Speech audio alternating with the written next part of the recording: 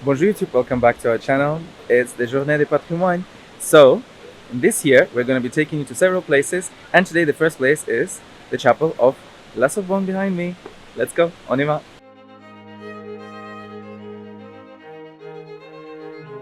Before we get into the building, just a quick thing.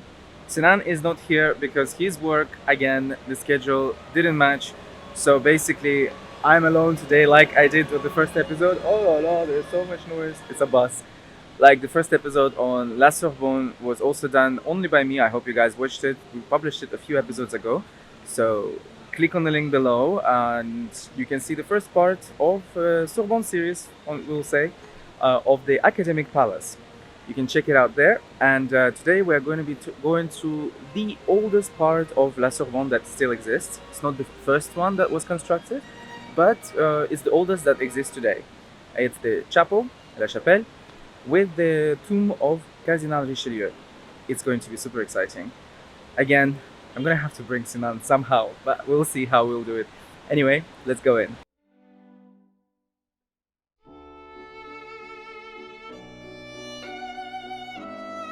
I've got to say that I feel exceptionally privileged to be able to go into this chapel today, as it's always closed. In order to go in, we have to go through the 19th century Academic Palace that I took you to a few months back. Link to the episode is in the pinned comment of this video. In that episode, you can learn more about the general history of the Sorbonne. So instead of repeating myself, I'll focus on the chapel and its history. It must be noted that this is not the original chapel that stood here. This building dates to the 17th century after Armand Jean de Plessis de Richelieu, later Cardinal Richelieu, initiated around 1624 an extensive program of reconstruction for the Sorbonne, personally financing the works to unify the college's architecture and elevate its prestige. Richelieu developed early ties to La Sorbonne, where he would complete his theological studies and cultivate lasting connections with the academic community.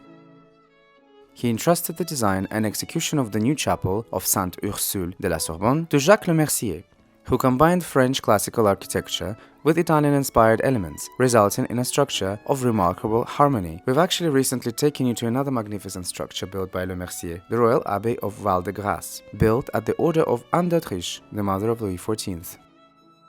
Today, both buildings are instantly recognizable for their iconic domes and unmistakable finesse and grandeur. From the outside, the chapel is identifiable by its Roman-style dome and lantern tower, which follows the model developed by Michelangelo in St. Peter's of Rome. This one culminates at 49 meters high, reflecting the building's dominance in the Latin Quarter of Paris.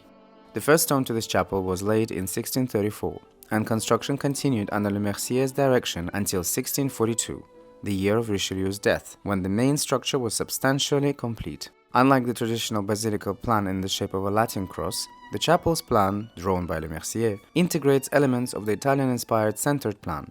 Thus, the symmetry is perfected between the nave and the choir, both of the same length.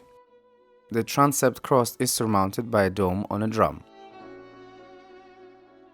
It must be noted that the chapel of Sainte-Ursule de la Sorbonne would serve as the mausoleum to the Cardinal and his family. Inside, the architecture is deliberately stripped, embellished with pilasters.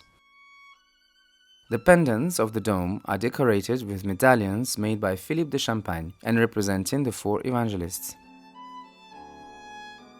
Executed after the Cardinal's death by the great sculptor François Girardon, from designs by Charles Lebrun, the tomb of Richelieu was completed in 1694. It features the Cardinal in a semi-reclining pose, one hand resting over his heart and the cord of the Order of the Holy Spirit, the other extended over a book, his eyes turned towards the altar and the Creator, while he is embraced by the allegorical figure of piety. And at his feet is the figure representing doctrine, symbolizing Christian knowledge and wisdom. Two angels hold the Cardinal's coat of arms, which are echoed in the stained glass windows that illuminate the interior of the chapel.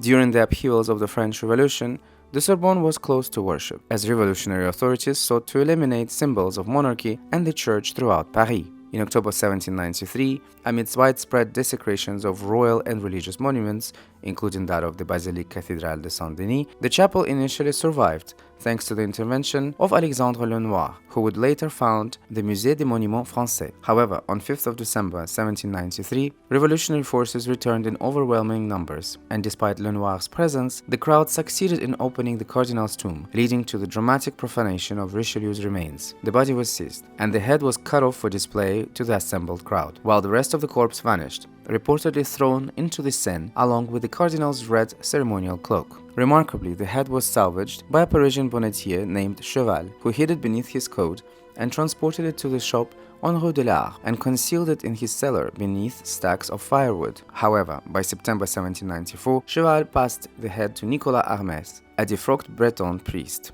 initiating the Cardinal's head's long stay in Bretagne. Between 1801 and 1821, part of the building accommodated a colony of artists who had previously worked at the Louvre but were displaced by Napoleonic reorganizations. During this period, the chapel required restoration as the vault had collapsed in 1800, necessitating repairs to the nave and facade. The space later served as an auditorium for law students before being returned to religious use. A royal ordinance on 3rd of January 1821 reinstated the Sorbonne's educational role, and the chapel was restored to worship in June 1822. The interior decoration largely disappeared during the Revolution, but some elements survived. These include the paintings on the dome by Philippe de Champagne and the tomb of Richelieu by François Girardon. In 1866, under the directive of Napoleon III, the head was returned to Paris, accompanied by a formal ceremony on 15th of December at the chapel. The building was officially classified as the historic monument by decree on 2nd of October 1887. Later in 1895, Foreign Minister and Richelieu's biographer Gabriel Anton examined the head, photographing it and creating molds before securing it in a sealed tomb where it remains safely preserved.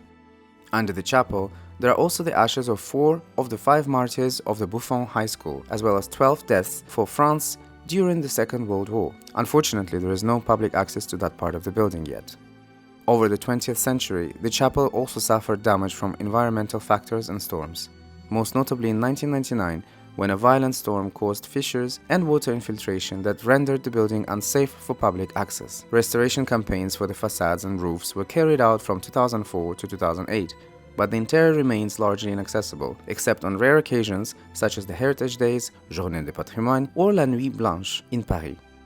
After decades of closure, the inscription of Sorbonne Chapel on January 15, 2025 on the watch list of the NGO World Monuments Fund marked the beginning of a new chapter for La Chapelle. Following the restoration of Richelieu's tomb in 2024, the monumental doors have just been restored as well, which allowed me and other 15,000 visitors to use this main entrance this weekend. Other interventions should soon be engaged in the coming months and years, primarily at the level of the choir, the dome, the organ stand, the murals of the transepts, and the medallions of the base of the dome. It is projected to reopen to the public around the year 2030, allowing the visitors to experience firsthand the grandeur of Lemercier's design and the majesty of Richelieu's tomb as originally intended. So I finished the visit. It's raining a little bit. It's again restarting to rain, and I hope you guys enjoyed this visit as much as I enjoyed it. I didn't expect what I saw at all, because I decided not to look online, how it looks inside. It's always the best way to do that. Anyway, this will be it for today's episode, and our series on Journée de Patrimoine will continue. So until the next one, and in the meantime, check out the Sorbonne episode if you haven't yet, and subscribe and like and share, and if you don't like, also dislike, it's fine, and let us know what you think. Until the next one, au revoir.